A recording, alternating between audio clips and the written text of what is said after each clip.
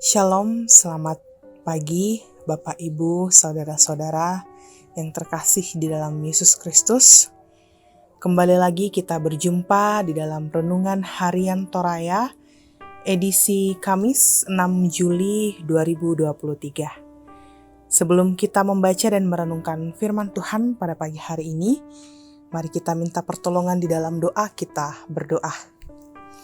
Sungguh indah penyertaan-Mu Tuhan yang kami rasakan teristimewa pada pagi hari ini. Kami masih boleh merasakan hari yang baru, nafas kehidupan yang baru. Dan pada saat ini Tuhan memulai aktivitas kami datang di hadapan-Mu untuk bersaat teduh. Terlebih lagi pada saat ini kami akan membaca dan merenungkan firman-Mu. Mampukan kami Tuhan, berikan kami kuasa Roh Kudus-Mu, sehingga kami boleh mengerti akan firman-Mu ini, dan kami boleh menjadi pelaku atas firman-Mu di dalam kehidupan kami. Bersabdalah Tuhan, kami telah siap mendengarkan firman-Mu.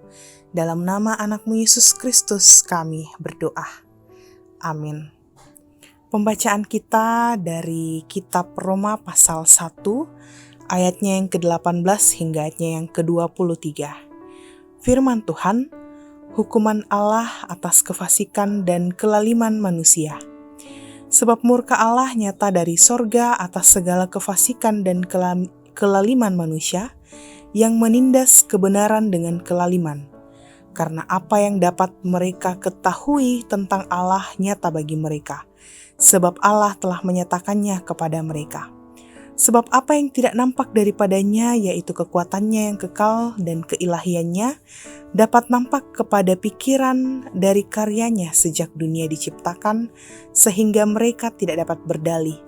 Sebab sekalipun mereka mengenal Allah, mereka tidak memuliakan Dia sebagai Allah atau mengucap syukur kepadanya. Sebaliknya, pikiran mereka menjadi sia-sia dan hati mereka yang bodoh menjadi gelap. Mereka berbuat seolah-olah mereka penuh hikmat, tetapi mereka telah menjadi bodoh. Mereka menggantikan kemuliaan Allah yang tidak fana dengan gambaran yang mirip dengan manusia yang fana, burung-burung, binatang-binatang yang berkaki 4 atau binatang-binatang yang menjalar. Amin. Bapak, Ibu, Saudara-saudara yang terkasih dalam Yesus Kristus, dari bacaan kita pada pagi hari ini, kita akan bersama-sama merenungkannya di dalam tema hikmat yang tidak berfaedah. Saudara-saudara, murka Allah sedang dinyatakan. Pernyataan ini menunjukkan bahwa Allah terus bekerja dalam kehidupan manusia. Mengapa Allah murka? Bukankah Allah adalah kasih? Setiap kali dosa terjadi, saat itulah murka Allah dinyatakan.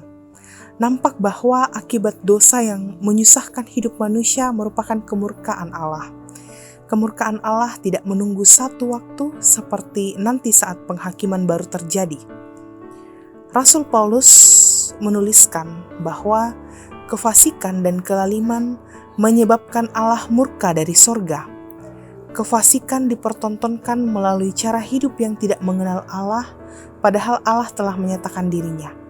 Cara hidup dalam kefasikan nyata melalui yang pertama, hidup yang tidak memuliakan Allah, yang kedua, hidup yang tidak mengucap syukur, yang ketiga, memenuhi pikiran dan hati dengan hal yang sia-sia atau kebodohan, yang keempat, berbuat seolah-olah penuh hikmat padahal menjadi bodoh. Dan yang kelima, mengganti kemuliaan Allah dengan hal yang fana. Itulah yang membuat manusia lalim, tidak adil menjalani kehidupan. Manusia hanya mementingkan keinginan sendiri dan bukan keinginan Allah. Ya, manusia yang berdosa tidak dapat tahan terhadap kebenaran, lalu menindas kebenaran dengan kelaliman. Berbuat seolah-olah penuh hikmat, padahal hikmat itu tidak ada gunanya atau tidak berfaedah, sebab tidak mendatangkan pengenalan yang benar tentang Allah, tetapi justru membuat bodoh. Akibatnya, semakin melakukan dosa dan semakin mematikan kesadaran akan kebenaran Allah di dalam hati, yang membawa kepada semakin munculnya berbagai bentuk kejahatan, dan akhirnya hukuman Tuhan terus-menerus dinyatakan. Karena itulah, saudara-saudara yang terkasih, manusia membutuhkan keselamatan dari sorga. Tetapi manusia harus menunjukkan pertobatan melalui hikmat yang benar menurut kehendaknya. Amin. Mari kita berdoa.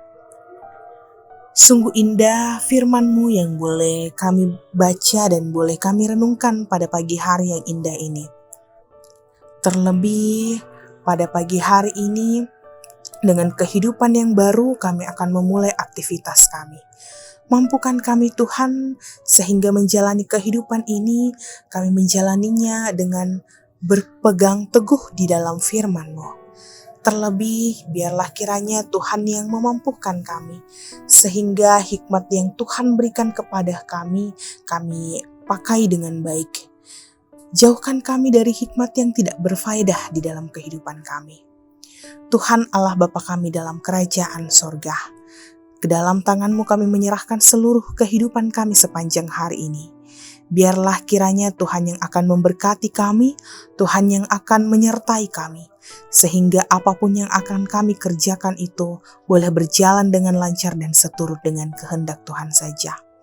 Berdoa bagi saudara-saudara kami yang dalam kelemahan tubuh, Tuhan yang hadir bersama-sama dengan mereka. Berkati tubuh mereka, berkati setiap usaha dan upaya yang mereka lakukan untuk mendapatkan kesembuhan. Biarlah dari semuanya itu Tuhan, kesembuhan, kepulihan boleh mereka rasakan, dan kami boleh kembali bersekutu bersama untuk memuji memuliakan nama-Mu. Tuhan, kami berdoa untuk anak-anak kami, adik-adik kami yang dalam pendidikan dan perkuliahan. Tuhan kiranya memberkati mereka, berikan kesehatan, mampukan mereka. Biarlah mereka boleh menuntut ilmu dengan baik, dan suatu kelak mereka boleh menggapai cita-cita mereka, dan itu semua untuk kemuliaan Tuhan. Berkati setiap usaha dan pekerjaan yang dilakukan oleh umat-Mu Tuhan. Biarlah dari dalamnya berkat-berkat Tuhan terus mengalir di dalam kehidupan umat-Mu, dan kami pun hanya mengucap syukur kepada Tuhan saja. Berikan kami hikmat dan kebijaksanaan dalam menjalani kehidupan ini, sehingga di dalam kehidupan kami boleh terus menjalaninya dengan melakukan kehendak Tuhan di dalam kehidupan kami. Tuhan, seluruh kehidupan kami sepanjang hari ini kami serahkan ke dalam tangan pengasihan-Mu. Inilah doa kami yang kami bawa ke dalam nama anak-Mu Yesus Kristus. Amin. Mari kita terima berkat Tuhan. Kiranya Allah mengasihani kita dan memberkati kita. Kiranya Ia menyinari kita dengan wajah-Nya. Amin. Demikianlah renungan harian kita pada pagi hari ini. Sampai berjumpa di renungan harian berikutnya. Selamat pagi, selamat beraktivitas. Tuhan Yesus memberkati.